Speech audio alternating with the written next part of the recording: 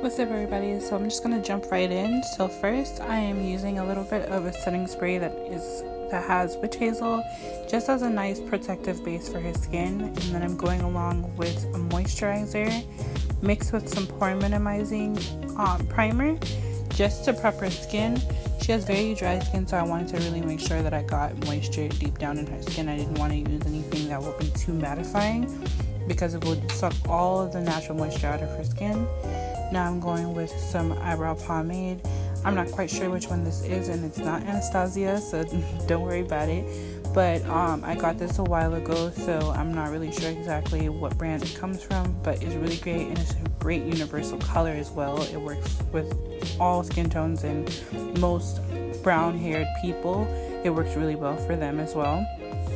And I'm just using that with a small angled brush, going along the natural shape of her eyebrow. I'm not changing anything about her eyebrow. I'm not changing any thickness or any shape.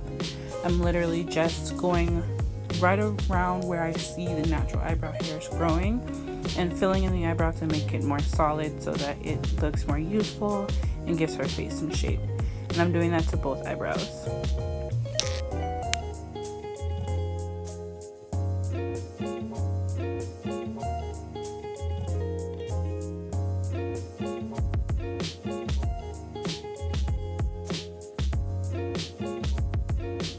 By the way, this video was recorded back in October of 2019, so yeah, it's been a minute. I finally was able to edit it, so that's what's going on right now. And that was my boss just now getting some social media.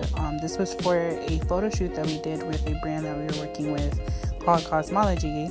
I'll leave everything down in the description, as well as all the Instagrams, so that you guys can go check out that footage that was produced. But everything that we're doing in this video is for this photo shoot, so I kept it very simple, very clean, basically just beauty makeup. Now I'm going in with some concealer. The concealer I'm using, I'm pretty sure it's the Maybelline Age Rewind concealer, and I forgot what color it is, but it is perfect for her skin tone. Her skin has a natural yellow undertone, so I didn't want to use a red or orange toned or pink toned concealer. I wanted to use a concealer that was nice and golden, and this concealer was perfect for that. And I'm using that concealer to just carve out her eyebrow. Like I said, this is very natural, very glam, very beauty makeup. It's very simple and classic, perfect for editorial and photo shoot. So it's something that you want to be very clean and natural looking and skin-like. So I didn't do very much, but this is the perfect coverage for this type of look that we're going for. And I'm just taking whatever is left on the brush and I'm going across the eyebrow just to clean up any imperfections, because even though it is natural makeup, beauty makeup, I still want it to look super clean and crisp so that her eyebrows look like they're growing from her skin.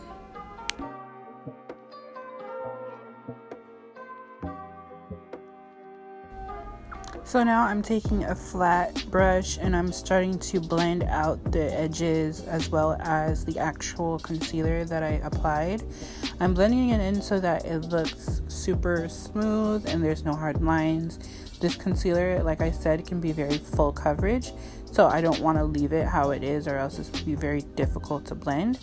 Then I'm going in with my Anastasia Beverly Hills eye primer, and I'm just going on the eyelid with that same brush and blending it out really nice and smooth, because I want the base of my eyeshadows to be really smooth. I want to give her something for her eye makeup to stick to.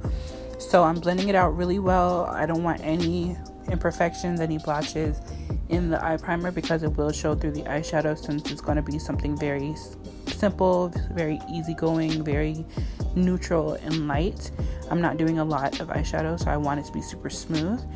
And I'm going in with a medium brown eyeshadow. I'm taking this in the outer corner, into the crease, and also into the inner corner of the eyes, because I'm giving her a very natural, neutral halo eye today. Like I said, everything that I'm doing is going to be very, very, very natural, very smooth and easygoing, blended, looking like it could be her own skin type makeup. So, yeah, everything that I'm doing is going to be done in graduation. So I'm starting off with a medium brown, then I'll go in with a darker brown right now that I'm going to focus more in the outer corner and inner corner and blending the two together between the crease. But I'm not really putting too much in the crease because I want the depth to be added in the center. I want the depth to be added in the outer corner and the inner corner so that the center could really pop.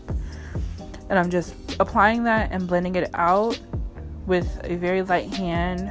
Like, as you can see, my hand is moving very fast because I speeded up the footage.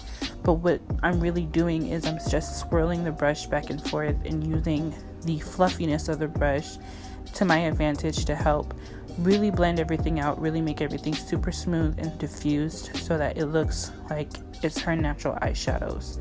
And I'm just continuing to pack that color to get the depth that I want. I'm going to do that on both eyes, how I see fit. Like I said, this is going to be super natural, so I'm not adding way too much. I'm just building up as I go. And that's why you need a really good amount of coverage in your eyeshadows. The eyeshadows that you choose, make sure that they have a good amount of pigmentation. And then I'm going in with the same brush with a champagne gold, and I'm taking that in the inner corner, not in the inner corner, but in the center of the eye, and blending it out and using my finger to diffuse the edges. And I'm focusing that in the center of the eye because I don't want to take it too far out and too far in. I want all the concentration of that color to stay in the center. Now I'm lining with my, I believe it's I'm not sure what it is, but I know it's Maybelline. It is a eyeliner pen and it has a felt tip, and I'm using that to create her eyeliner. I am winging her out today because she does have a small lid. She has hooded eyes, and I wanted to kind of open her eyes up just a little bit. And she was also sick, so I wanted to give some life to her face, so that she looks nice and glowy and hydrated and not dry and sad and how you usually look when you're sick. And I'm just going back with that same brush that I used earlier and a little bit of concealer and cleaning that up because I don't want it to look crazy. I want everything to look really smooth and crisp, like I said before. And I'm doing that on both eyes so that everything is really nice and even. You're gonna see me go back with the pen just to really make sure everything is really clean because I want everything to look super clean. She's going behind the camera, so I wanted to make sure that was perfect.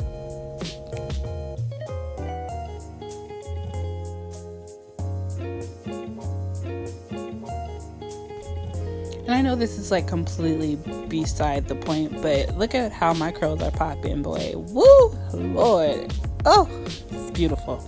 Anyway, now I'm going in with her eyelashes. These are some Kiss eyelashes in the style So Natural. I think that's the style. I believe that's the style, but it could either be the So Natural line or that's actually the style of lashes. But I got them from Walmart in like a 4-pack. And they're really, really great because they're perfect to stack. So if you're going to be doing a photo shoot, you don't want to be making yourself broke by buying really expensive eyelashes.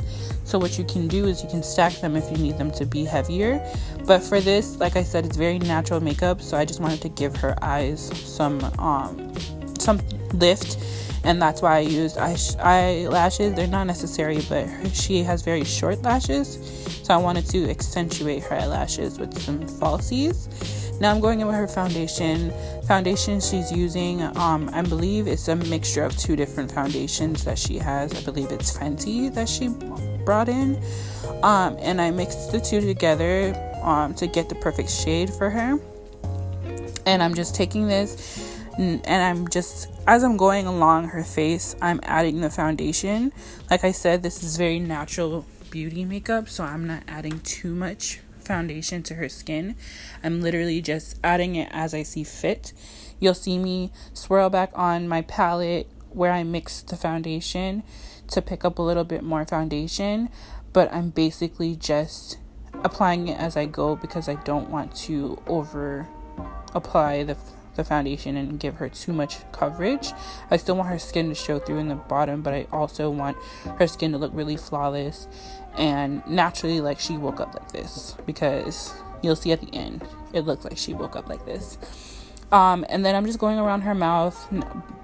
People of color usually will have a little bit more, women of color in general will have a little bit more hyperpigmentation around their mouth. So I'm just making sure that I have a good amount of coverage. She's light skinned, so I didn't want to color correct because it can show through her foundation. I'll have to use a lot more foundation to cover that, and I didn't want to have to do that. Like I said, I wanted to keep it very skin-like, so I didn't want to add too much. So I just basically added more in the spots that she needed more coverage. Now I'm going in with that same concealer I used for the eyebrows, the Age Rewind, and I'm taking that under her eyes. I'm applying it with that same flat brush. I'm applying it and I am blending it out with my cosmetic sponge as I go. I use a cosmetic sponge instead of a beauty blender because beauty blenders, if you are a makeup artist and you use your tools on multiple people, it's not sanitary at all. There's no real good way to properly sanitize a beauty blender, so it's more of a personal use product. I do not recommend that makeup artists use beauty blenders. If you're going to be using a sponge on your clients, please make sure that it is disposable and you throw it out immediately after you're finished with it, because it picks up a lot of germs and you do not want to put that on someone's face. No matter how much you think you're cleaning your beauty blender, it's better if you're using it on yourself than other people. And I'm doing that to both eyes. I'm also doing that to the forehead, down the nose, above the lip, and on the chin, all the high points of her face to bring them forward. This is basically just starting off the contour process. Like I said, she does have lighter skin, so when you apply foundation to lighter skin especially, it tends to take away the depth and the natural contour in the skin. So this will start off me adding back this dimension and shape to her face. And she, as you can see, she does have a rounder face, so I definitely want to keep that dimension in her skin. So that this is basically starting off the process. And it's better to work with your light than your dark when it comes to people of color, because you don't want to use something that will be too muddy looking on their skin. Usually a lot of times when you contour, it can look a little bit muddy because their skin already has depth, so you don't want to have to add too much. You want to play with the light versus the dark. So when I actually go into contour, you can see that I didn't do very much. I used the highlight to really do the most of the work for me. I went on the forehead, and I'm going down the nose as well as on the chin. I already went above the lip. I connected the lip with the under eye because her face, you can see the way that her face is shaped, her cheeks are rounder, so I wanted to connect that just so that everything looks together and it doesn't look like her cheeks are floating. Now I'm going with my Airspun powder and I'm setting her under eyes first. I always start out with the under eyes because I don't want them to crease up. It's very easy for the under eyes to crease up because of the way that your eyes are shaped, especially her eyes. Since she has hooded eyes, she has a lot more bagginess under her eyes, so I want to make sure I set that first. I hit the forehead and then hit the other eye, down the nose, above the lip, as well as on the chin, everywhere that I already put highlighting concealer on. Baking is a no-no, especially for photo shoots. You never want to bake the face because no matter how good a powder is, behind a professional camera and behind professional lighting equipment, whatever powder that you are using to set the foundation or the concealer that you're using will show up because it's a layer that you're applying to the skin, and it usually reflects light because it is finely milled and it's little particles sitting on top of the skin, so it will reflect and cause flashback. And the last thing you want is for people to dog your makeup because a flashback. It could be looking so good, but flashback will ruin it all. And I'm just taking a light dusting of that same powder around her face just to lightly set the rest of her face. I'm not using a full powder. I'm not going in with a full powder because she has dry skin and I don't want to fully dry out her skin. And as you can see, I'm now adding the depth to her skin. I'm using a face powder for this because it's better to use a foundation powder or face powder versus a contour powder for darker skin, because usually when it's formulated for darker skin, it can look very purple or black, and nobody wants that. That's not a natural shadow in our skin. Our skin naturally has warmth, and a lot of times when you choose a foundation color, most of the time it will already have that warmth in it. So it's better to use a foundation powder that is darker than your skin tone versus a actual contour powder that's made for contour, because it turns out to be pretty muddy on the skin once you apply it. And like I said, this is natural beauty makeup, so I kept it very light, but all I wanted to do was just really add back the depth to her skin since the foundation took it away. I'm also doing that to her nose. As you can see, she does have a more rounder nose, so I'm not changing the shape of her nose. I'm really just adding back the shape. Since foundation usually sometimes takes away the shape, I wanted to add it back.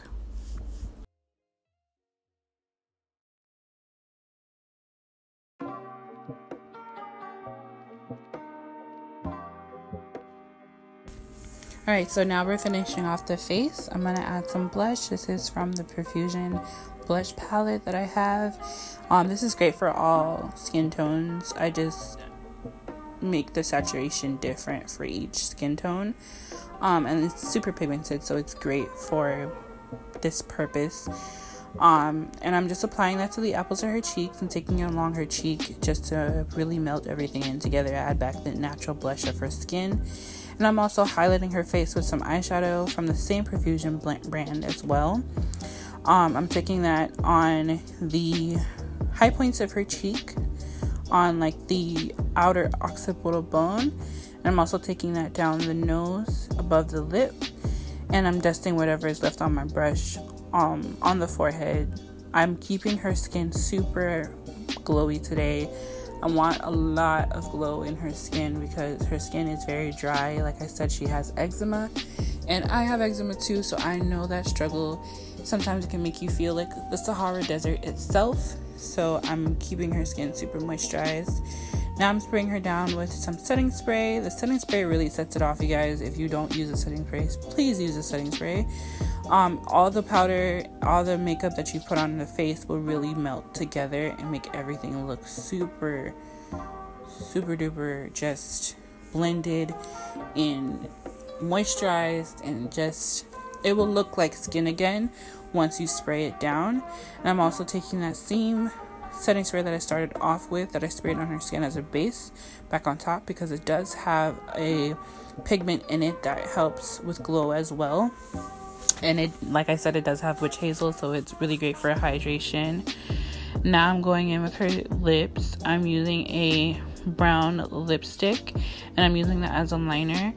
For lips, I usually would use whatever product I'm using on a brush to apply it to the skin, just to keep everything sanitary. I never apply anything straight from the bottle or straight from the container to the lip. I always use a brush because it's easy to clean and sanitize, and I can actually make sure it's clean and sanitized. I just take it out of its container, put it on my palette, and use whatever it's on my palette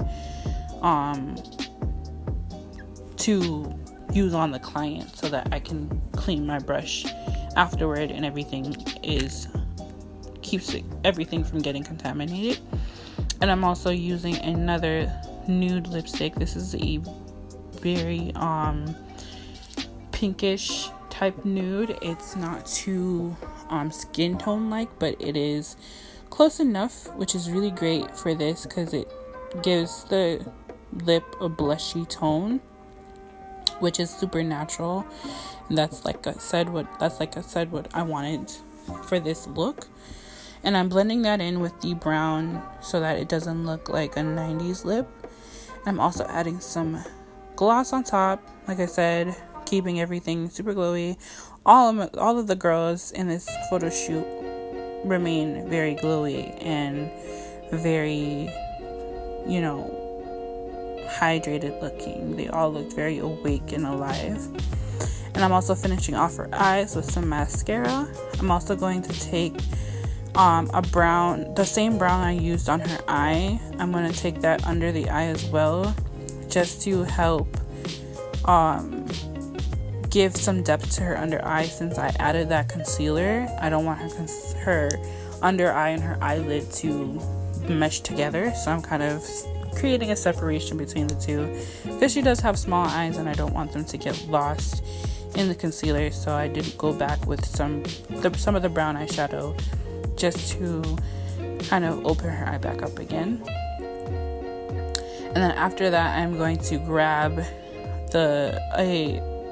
I think I used the same champagne or maybe a lighter color in the inner corner of her eye to just add some glow to the inner corner of her eye. I love to do that. It really does finish off the look, finish off the eye. Almost every eye look I do this too. Obviously with a color that matches the eyeshadow or the look in general, but I always do that just because I really feel like it really does set everything off.